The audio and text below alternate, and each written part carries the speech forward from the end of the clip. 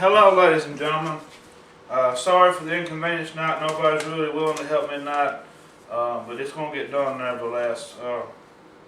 Tonight's story is on David and Goliath. I'm reading out of 1 Samuel chapter 17. I'm just going to sort of go over some stuff before I get into the reading of the Word. David was the youngest of his brothers. There was 3 of them fighting in the army, fighting with King Saul against the Philistines, which had rose up against Israel. And David, basically all he was doing was running back for supplies to his brothers. He wasn't really fighting in the war, wasn't a soldier, he was just a kid.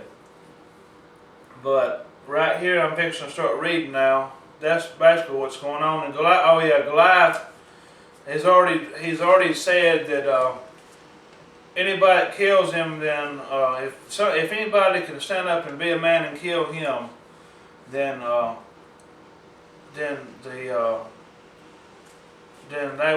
Philistines will become slaves to Israel, or vice versa if they couldn't do it. So that's already been announced. And Goliath, you got to understand this. You know, it talks about his diameters or his size, which I don't really know what they are, but it's been explained to me, to the best of my knowledge, that he was somewhere around 9 foot tall and just a humongous guy.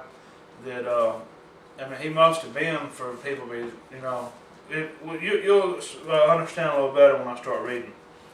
Anyway, I'm going to start with verse 23, chapter 17 of 1 Samuel. Then, as he talked with them, there was a champion, the Philistine of Gath, Goliath by name, coming up from the armies of the Philistines, and he spoke according to the same words. So David heard them. So he just got through bringing supplies, and you know, he was listening to what they were sitting there talking about as Goliath, and you know, everybody was sort of scared of what was going on because this guy must have been some great beast. But anyway, I'm going to read verses 24 and 26 now. And all the men of Israel, when they saw the man, fled from him and were dreadfully afraid. Then David spoke to the men who stood by him, saying, What should be done for the man who kills this Philistine and takes away the reproach of Israel? For who is the uncircumcised Philistine that he should defy the armies of the living God? David is angry right now that everybody's ran away, and he's asking, who is this uncircumcised Philistine that's going to, you know, defile the army of the living God? So David is a, very strong person of God. I wouldn't really consider him a man at this point because they said he's a child. So I'm going to go from 28 to 32. Now Ehab, his oldest brother, heard when he spoke to the man, and Ehab's anger was aroused against David, and he said, Why did you come down here? And with whom have you left the few sheep in the wilderness? I know your pride and your insolence of your heart, for you have come down here to see the battle. He thinks David's just come down here to gawk and watch, just for entertainment, basically is what I'm gathering out of this. So now, and David said, What have I done now? Is there not a cause? He said he came and brought his brother's food and stuff, and he was just trying to help out, is what he's saying, His brother's just, I don't know why he's being the way he is, but he is. Okay. Then he turned from him towards another and said the same thing, and these people answered him as the first ones did. Now when the words which David spoke were heard, they reported them to Saul, and he sent forth for him. David said to Saul, Let no man's heart fail because of him, for your servant will go and fight with the Philistine. David's manning up. He's becoming a man now. I mean, everybody else is scared to death. These great men that's been in battles and stuff has just said they're not going to fight this guy. He must have been an overwhelming beast. And there's many overwhelming things in our life, Goliaths to speak of. I've had some in my life, and you have to ask the Lord for help in these situations, which you're going to find out later. So I'm going to read from 33 to 37 now. And Saul said to David, You are not able to go against this Philistine to fight with him, for you are a youth, and he a man of war since his youth. But David said to Saul, your servant used to keep his father's sheep, and when a lion or bear came and took the lamb out of the flock, I went after him and struck it, and delivered the lamb out of his mouth. And when it arose against me, I caught it by its beard and struck and killed it. Your servant has killed both lion and bear, and this uncircumcised Philistine will be like one of them, seeing he has defiled the armies of the living God. Moreover, David said, the Lord who delivered me from the paw of the lion and the paw of the bear, he will deliver me from the hands of the Philistine. And Saul said to David, go, and the Lord be with you. David has just faith that's unmeasurable right here. It's just awesome faith, and I just, that's what I asked the Lord. I want to have faith like David had. I want to have the heart of David.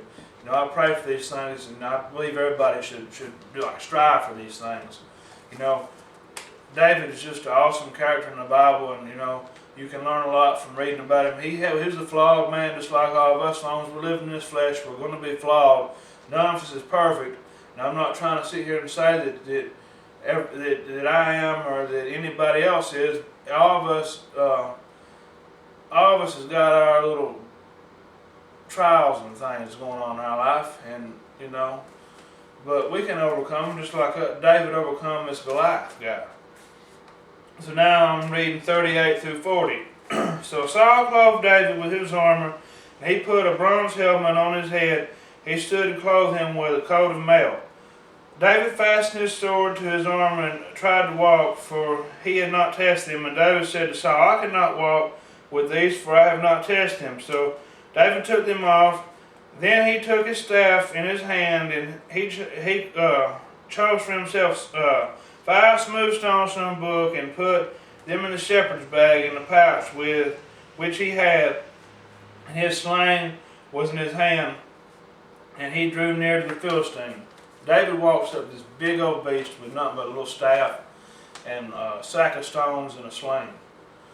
Now, if he ain't practicing faith, I don't know what it is. It's either faith or stupidity, but to me it's faith is what I'm thinking, or what I know. I know that he's got great faith, because nobody's just that stupid, He has faith that God's going to deliver him. I mean, he done told you God delivered him from bears and from lions. He didn't puff up and say, I'm great, and I did all these things. He was sitting there saying the Lord did these things. And everybody needs to be humble. Everything good comes from God. And we need to humble ourselves and realize that, and for us to be proud and boast in that. Boast in what God has done for us. Amen. God has did so many great things in my life. I've done nothing good. It's all God. I give God the glory for everything that's going on in my life right now. But I still have my little spats. I have to fight Goliath, which Satan pretty much is our Goliath now. I have to fight him every day. It's just a never-ending battle with that little booger. He don't want to give up. Anyway, I'm going to read from 41 to 47 now. So the Philistine came and began drawing near to David, and the man who bore the shield went before him. And when the Philistine looked about and saw David, he disdained him, for he was only a youth, ruddy and good looking. So the Philistine said to David, am I a dog that you come with me with sticks? And the Philistine cursed David and his gods. And the Philistine said to David, come to me, and I will give your flesh to the birds of the air and the beasts of the field. Then David said to the Philistine, you come to me with a sword and with a spear and with a javelin, but I come to you in the name of the Lord of hosts, and the God of the armies of Israel, whom you have defiled. This day the Lord will deliver you into my hands, and I will strike you and take your head from you. And this day I will give your carcass to the camp of the Philistines, to the birds of the air, and to the wild beasts of the earth, and all the earth may know there is a God in Israel. Then all the assembly shall know that the Lord does not save with sword or spear, for the battle is the Lord's, and he will give you into our hands. Okay, Goliath's making fun of him, saying, "Who you? Am I a dog that you're sitting here going to come with me with sticks and rocks?" You know? I mean, he's just sitting there mocking him, and he curses him and talks to him about his gods, which gods is small letter. It's not capital letter. There really is no other gods. You know, there's one God, and that's how it is. And God's the only one that can deliver us from any kind of struggles we're going through. So I mean, I can't imagine this. I mean, David couldn't even walk with this armor. Had to take it off. Walked up to Goliath with just a little stick, a staff. He said that Goliath called it a stick, so it must have been like just real tiny. Goliath must have been a humongous guy. I couldn't imagine how big this guy is. But David has faith in the Lord, in which we need to practice faith in the Lord every day of our life. We can fight Goliaths ourselves. We have Goliaths in our life, which I said is Satan. He's got a bag of tricks. But anyway, I'm going to read from 48 to 51. Now it was, the Philistines rose and came and drew near to meet David, and David hastened and ran towards the army to meet the Philistine. When David put his hand in the bag and took out a stone, he slung it and struck the Philistine in his forehead. So the stone sank into his forehead. He fell his face on the earth. So David prevailed over the Philistine with a sling and a stone, and struck the Philistine and killed him. But there was no sword in the hand of David. Therefore David ran and stood over the Philistine, took his sword and drew it out of the sheath and killed him, and cut his head off with it. And when the Philistines saw this, that their champion was dead, they fled. David killed the mighty man of war with a sling and a stone, but it was God that allowed it to happen. God and David let everybody knew it was not him fighting the battle. It was the Lord fighting, using him to show how powerful God truly is. Used a little bitty boy to kill a big giant with just a sling and a stone. I can relate to this story. I had a big Goliath in my life, which was cocaine, drugs. I just went off from the Lord, ran from him. I think everybody knows I had a sister that got killed, and I sort of cursed God and ran away from him. And,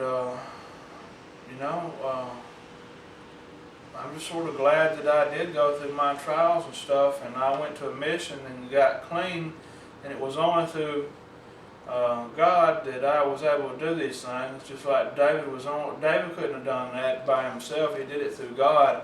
And as soon as everybody realizes God is the one in charge of their life, then just watch the Lord work. And now I'm at school.